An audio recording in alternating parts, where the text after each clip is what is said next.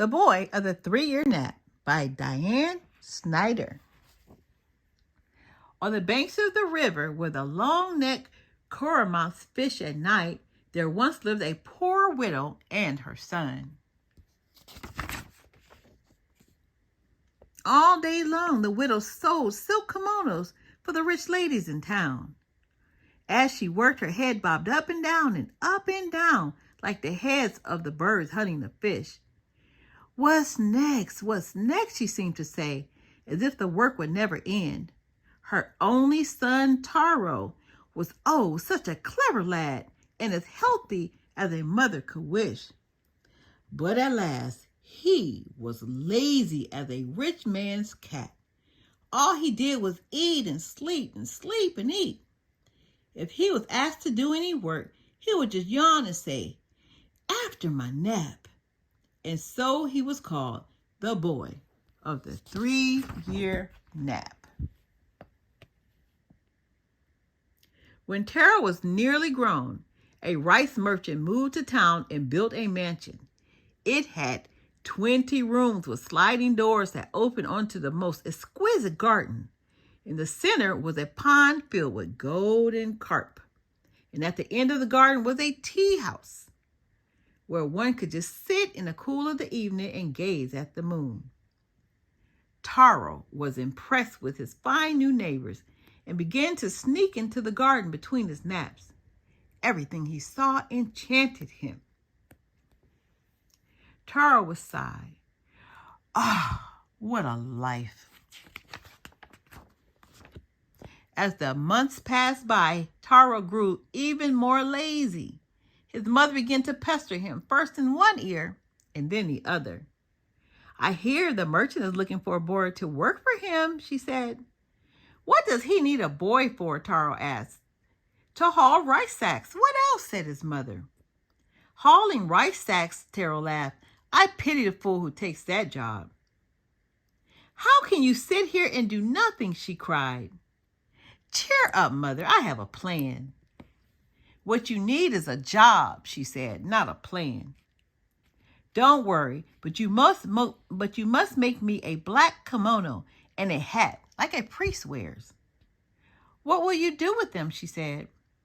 They'll be part of my plan." "Maybe he is planning to become a priest," Taro's mother said. She decided to make the kimono and the hat. The next evening, Taro put on his new clothes. Then with a piece of charcoal, he blackened his brows and drew scowl lines on his forehead and on each side of his nose. "Taro, is that really you?" His mother cried. "Don't be alarmed, mother," said Taro. "It's all part of my plan." Before she could say anything more, he ran out of the house. At sundown, the merchant came out of his house for his evening walk. "Good evening, madam," he called to Taro's mother. "I suppose that lazy son of yours is still in bed." "He's a little tired tonight, sir," said the widow. "Ha! You are a soft one. What he needs is a good smack on his back and a kick on his bottom. Napping at dusk indeed." The merchant went on his stroll until he came to a shrine by the roadside. It was the shrine of the Yugami, the patron god of the town.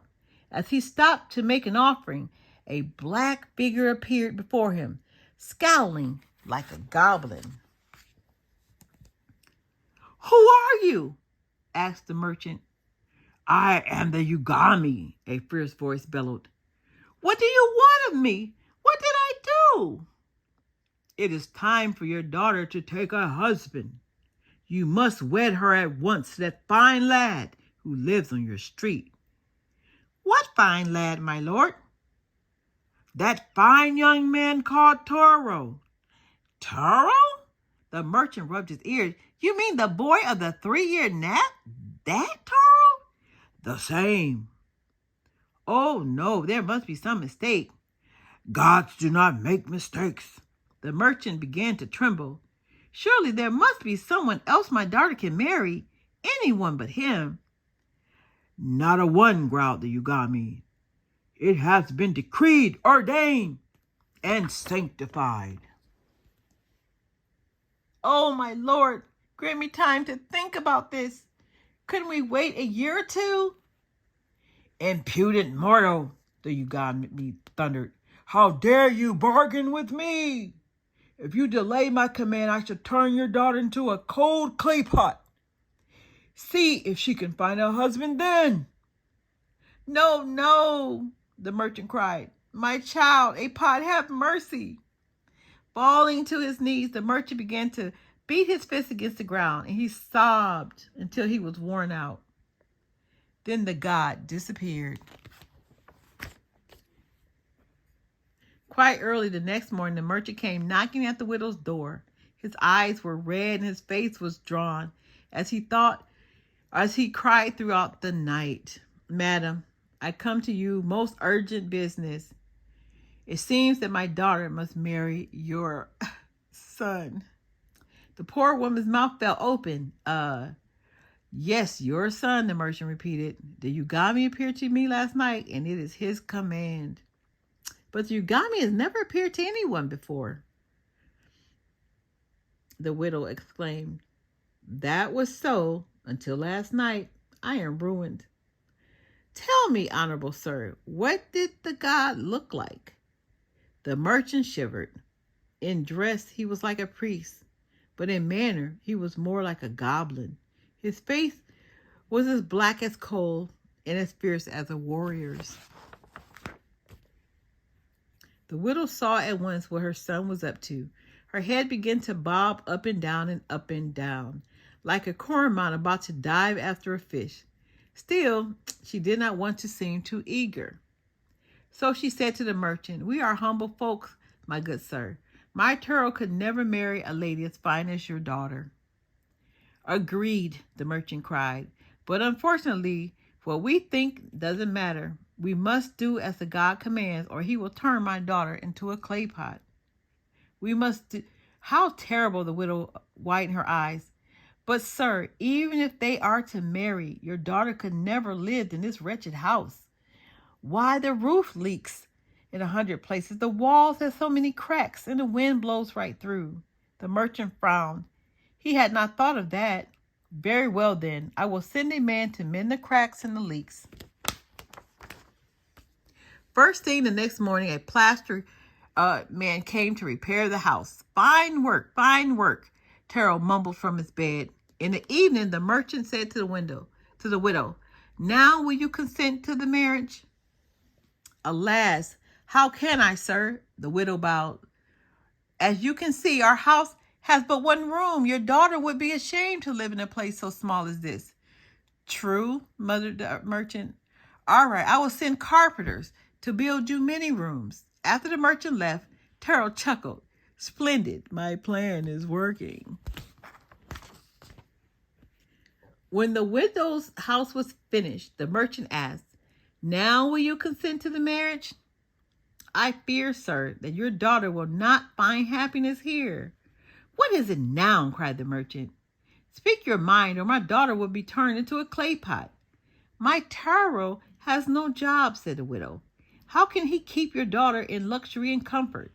Surely this is the end of me, groaned the merchant. All right, your son shall manage my storehouse. But I warn you, madam, he will have no time for naps at my place. Now do you consent to the marriage? Taro's mother tossed her head like a cormorant that had just caught a large fish. You have my consent, sir.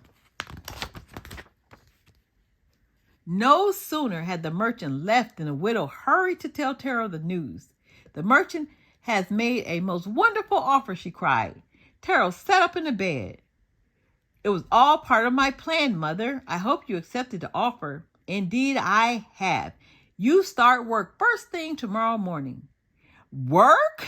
What do you mean? That was not a part of my plan. Ha! Do you think you are the only one who makes plans? His mother said. The wedding ceremony was the finest the townfolk had ever seen, and as it turned out, the marriage is a happy one. The Yugami must be pleased, for he has never shown himself again, and the merchant's daughter has shown no signs of turning into a pot.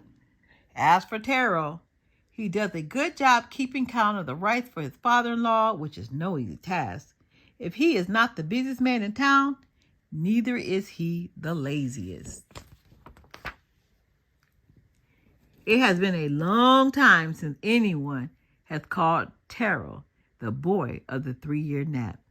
Perhaps everyone has forgotten by now. The end.